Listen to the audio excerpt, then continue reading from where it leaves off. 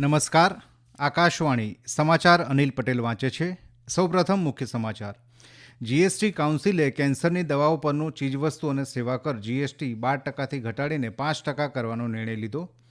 વિદેશમંત્રી doctor S Jaishankar આજથી જર્મનીની 2 દિવસની મુલાકાતે ટોચના નેતાઓ સાથે દ્વિપક્ષીય સંબંધો પર ચર્ચા કરશે.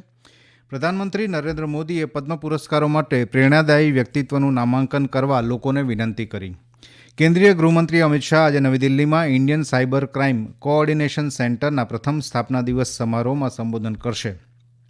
કેન્દ્રીય આરોગ્ય મંત્રાલયે ભારતમાં મંકીપોક્સના પ્રથમ કેસની પુષ્ટિ કરી. આઇસોલેટેડ દર્દીનો રિપોર્ટ પોઝિટિવ. અને પુરુષોની એશિયન ચેમ્પિયન હોકી ટુર્નામેન્ટની મેચમાં વર્તમાન ચેમ્પિયન ભારતે જાપાન સામે 5-1થી ભવ્ય વિજય મેળવ્યો. સમાચાર વિગતવાર. જીએસટી કાઉન્સિલે કેન્સરની દવાઓ પરનો ચીજવસ્તુ અને સેવા કર 12%થી ઘટાડીને 5% કરવાનો નિર્ણય લીધો છે. ગઈકાલે નવી દિલ્હીમાં નાણામંત્રી નિર્મલા સીતારમણના અધ્યક્ષપદે યોજાયેલી જીએસટી કાઉન્સિલની 54મી બેઠકમાં આ નિર્ણય લેવાયો હતો.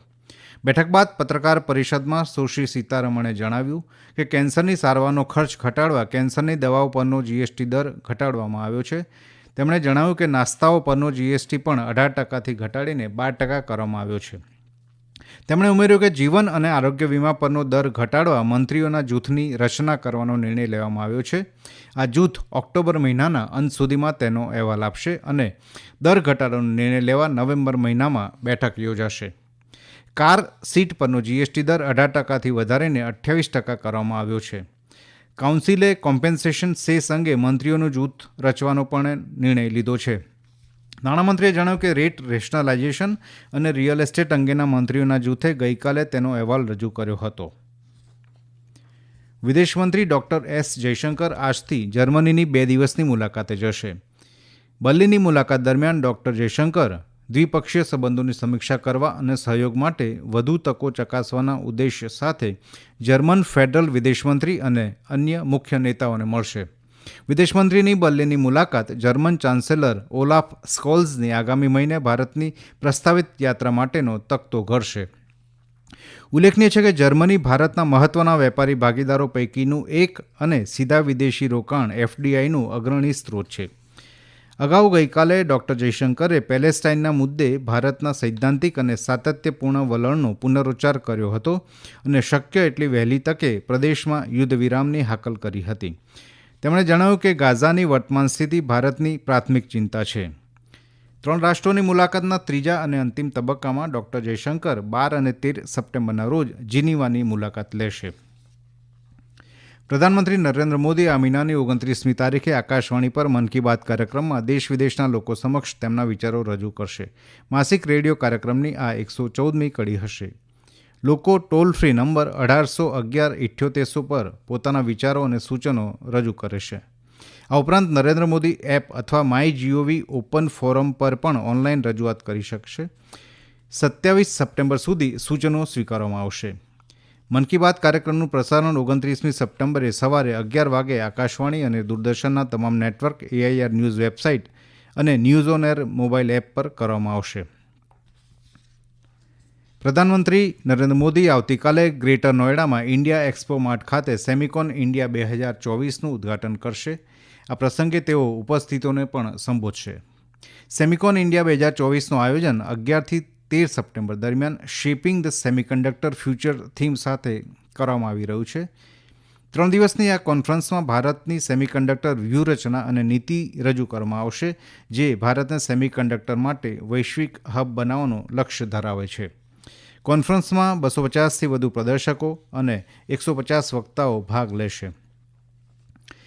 પ્રધાનમંત્રી નરેન્દ્ર મોદીએ લોકોને પદ્મ પુરસ્કારો માટે પ્રેરણાદાયક વ્યક્તિઓનું નામાંકન કરાવવા અપીલ કરી છે. આ એવોર્ડ માટે અરજી કરવાનો છેલ્લો દિવસ 15મી સપ્ટેમ્બર છે. એક સોશિયલ મીડિયા પોસ્ટમાં પ્રધાનમંત્રીએ આ પુરસ્કાર માટે સંખ્યાબંધ નામાંકન થવા અંગે ખુશી વ્યક્ત કરી હતી. તેમણે ભારપૂર્વક જણાવ્યું કે છેલ્લા એક દાયકામાં સરકારે પાયાના સ્તરે કામગીરી કરનારા અનેક લોકોને પીપલ્સ પદ્મથી સન્માનિત કર્યા છે.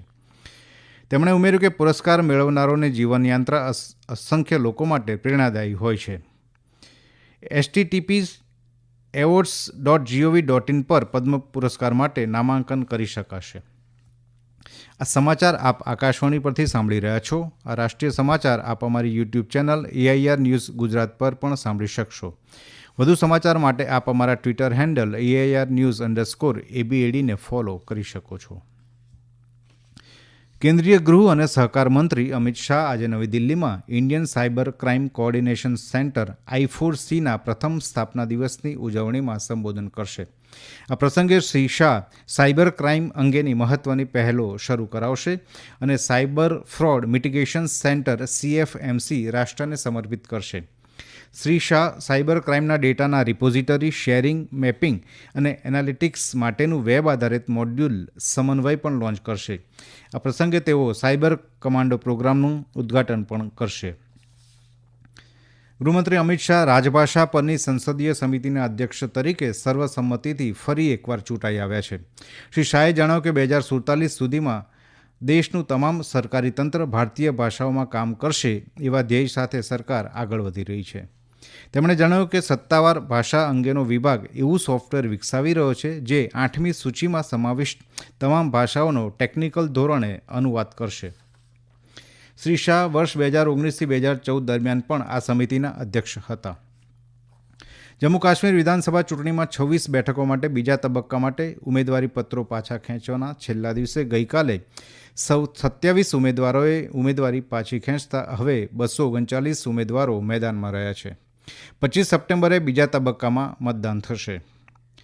દરમિયાન કોંગ્રેસે ત્રીજા તબક્કા માટે 19 ઉમેદવારોની યાદી પ્રસિદ્ધ કરી છે, જેમાં 6 ભૂતપૂર્વ મંત્રીઓનો સમાવેશ થાય છે. કેન્દ્રીય આરોગ્ય મંત્રાલયે જણાવ્યું છે કે આઇસોલેટ કરવામાં આવેલા દર્દીમાં એમ્પોક્સ ક્લેડ 2ની હાજરી હોવાની પુષ્ટિ થઈ છે. દર્દીને પ્રવાસ દરમિયાન ચેપ લાગ્યો હોવાની પુષ્ટિ થઈ છે. હાલમાં મંકીપોક્સનું સંક્રમણ ધરાવતા દેશનો પ્રવાસ કરનારા આ યુવા પુરુષ દર્દીને આઇસોલેશન સુવિધા ધરાવતા વિશેષ વોર્ડમાં રાખવામાં આવ્યા છે. દર્દીની સ્થિતિ હાલ સ્થિર છે.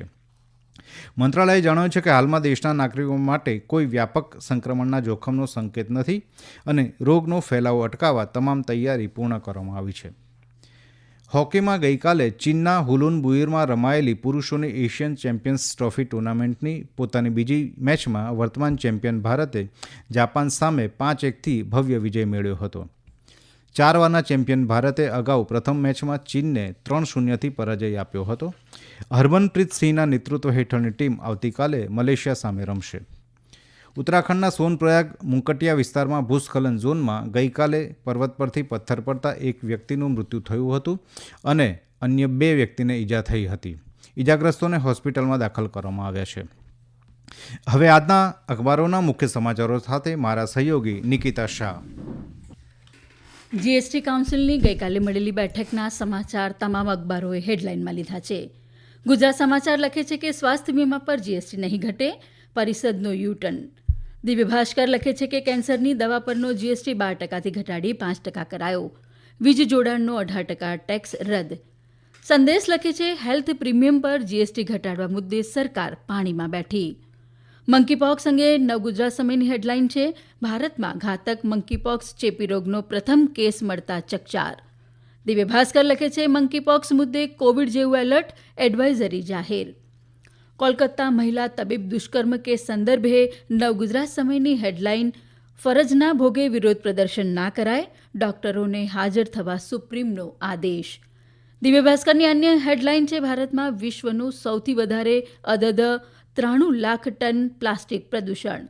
મણિપુરમાં ચાલી રહેલી અશાંતિ અંગે દિવ્ય ભાસ્કર લખે છે મણિપુરમાં અરાજકતા, CRPF પર હુમલો, રાજભવન પર પથ્થરો ફેંકાયા. અંતમાં મુખ્ય સમાચાર ફરી એકવાર. જીએસટી કાઉન્સિલે કેન્સરની દવાઓ પરનો ચીજવસ્તુ અને સેવા કર 12%થી ઘટાડીને 5% કરવાનો નિર્ણય લીધો. વિદેશમંત્રી ડોક્ટર S જયશંકર આજથી જર્મનીની 2 દિવસની મુલાકાતે ટોચના નેતાઓ સાથે દ્વિપક્ષીય સંબંધો પર ચર્ચા કરશે. પ્રધાનમંત્રી નરેન્દ્ર મોદીએ પદ્મ પુરસ્કારો માટે પ્રેરણાદાયી વ્યક્તિત્વનું નામાંકન કરવા લોકોને અપીલ કરી. કેન્દ્રીય આરોગ્ય મંત્રાલયે ભારતમાં મંકીપોક્સના પ્રથમ કેસની પુષ્ટિ કરી. અને પુરુષોની એશિયન ચેમ્પિયન્સ હોકી ટુર્નામેન્ટની મેચમાં વર્તમાન ચેમ્પિયન ભારતે જાપાન સામે 5-1થી વિજય મેળવ્યો. આકાશવાણી પરથી સમાચાર પૂરા થયા. નમસ્કાર.